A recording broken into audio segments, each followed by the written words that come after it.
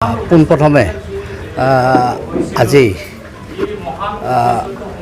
ইয়াতে উপস্থিত হোৱা আমাৰ কোচ ৰাজবংশী জাতীয় পৰিষদৰ সমূহ কৰ্মীবৃন্দলৈ মই শুভেচ্ছা জনাইছোঁ। আজি এইটো এটা খুব শুভ ক্ষণ। আজি আমি ওদালগুৰি জিলাৰ টংলাত আমাৰ UPPL দলৰ ভাতৃ সংগঠন কোচ ৰাজবংশী জাতীয় পৰিষদৰ যিটো ভেৰগাঁও জিলা সমিতি, এই ভেৰগাঁও জিলা সমিতিখন আজি আমি কেন্দ্ৰীয় সমিতিৰ তৰফৰ পৰা পূৰ্ণভাৱে গঠন কৰি দিওঁ আৰু এই সমিতিখনে আগন্তুক দিনত UPPL দলৰ লগতে আমাৰ যিখিনি কোচ ৰাজবংশী জাতীয় মানুহ আছে, এই জাতীয় মানুহখিনিক সংগঠিত কৰি কি ধৰণে আগন্তুক দিনত আমি আগবঢ়াই লৈ যাব পাৰোঁ, লগতে আমি সাহিত্য সংস্কৃতিৰ ক্ষেত্ৰত বা ভাষাৰ ক্ষেত্ৰত আমি কি ধৰণে এই জাতিটোক আগবঢ়াই লৈ যাব পাৰোঁ, এইটোৱে আমাৰ এই কোচ ৰাজবংশী জাতীয় পৰিষদৰ মূল লক্ষ্য হ'ব।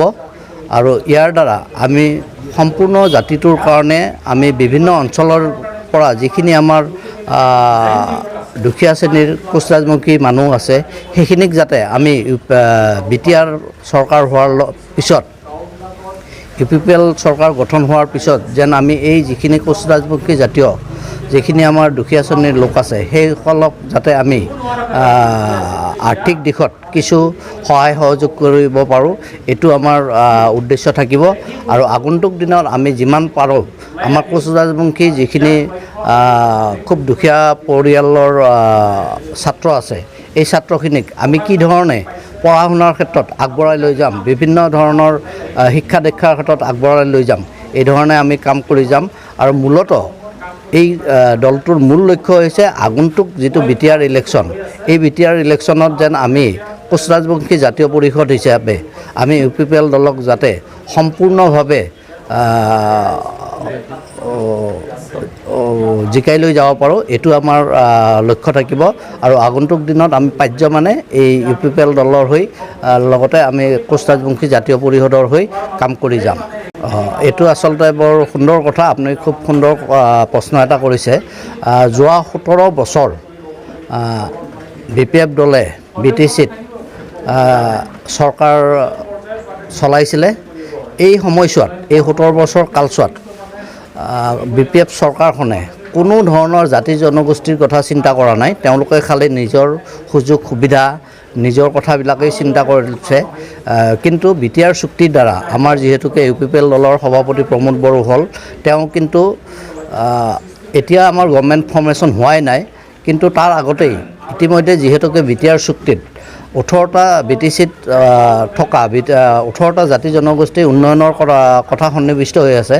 তেওঁ সেইকাৰণে এতিয়া অলপ আগতীয়াকৈ বিভিন্ন জাতি জনগোষ্ঠীৰ যিবিলাক সংগঠন আছে, সেইবিলাক তেওঁ সক্ৰিয়ভাৱে যেন দলবিলাকে গঠন হয়, এই জাতি জনগোষ্ঠীবিলাকৰ যাতে উত্তৰণ হয়, সেই ধৰণৰ পদক্ষেপ লৈ আগবাঢ়ি আহিছে। কিন্তু BPFৰ দৰে তেওঁৰ মনটো এনেকুৱা একনায়কত্ববাদ মনোভাৱ কিন্তু প্ৰমোদ বড়োদেৱৰ নাই। এই ক্ষেত্ৰত আমি তাৰমানে তেওঁক ধন্যবাদ জনাইছোঁ। তেওঁ যে BTRৰ বিভিন্ন জাতি জনগোষ্ঠীৰ উন্নয়নৰ কথা চিন্তা কৰিছে, এইটো আচলতে খুব শুভ লক্ষণ আমাৰ BTR অঞ্চলবাসী ৰাইজৰ কাৰণে।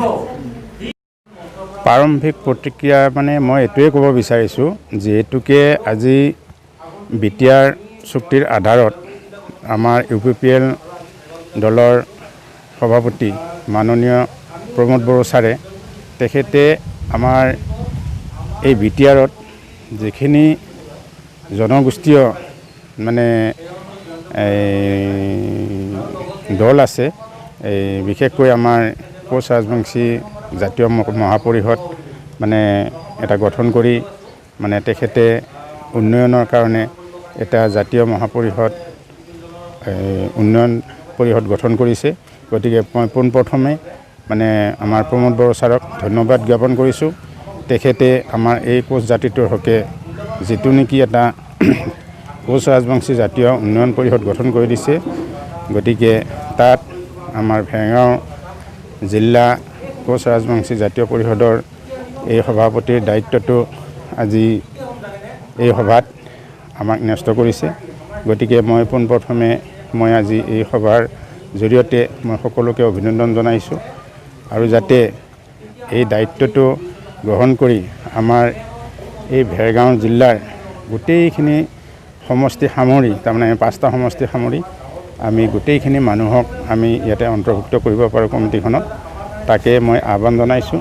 যিহেতুকে আজি কমিটিখন পূৰ্ণাংগ হোৱা নাই, পৰৱৰ্তী কালত আমি এখন মিটিং আহ্বান কৰি গতিকে আমি কমিটিখন পূৰ্ণাংগ কৰি ল'ম আৰু সেই কমিটিৰ জৰিয়তে আমি অকল আমাৰ জাতিটোৰ উন্নয়নেই নহয়, যিহেতুকে আমি UPPL দলত স্বতঃস্ফূৰ্তভাৱে জড়িত হৈ আছোঁ, গতিকে আমি আমাৰ এই জাতিটোৱে যাতে UPPL দলক সম্পূৰ্ণৰূপে ভোট দি আমি জয়ী হৈ আমি চৰকাৰ গঠন কৰিব পাৰোঁ, তাৰ বাবে মই আজি এই সভাৰ জৰিয়তে মই আমাৰ সকলো সদস্যকে আহ্বান জনাইছোঁ।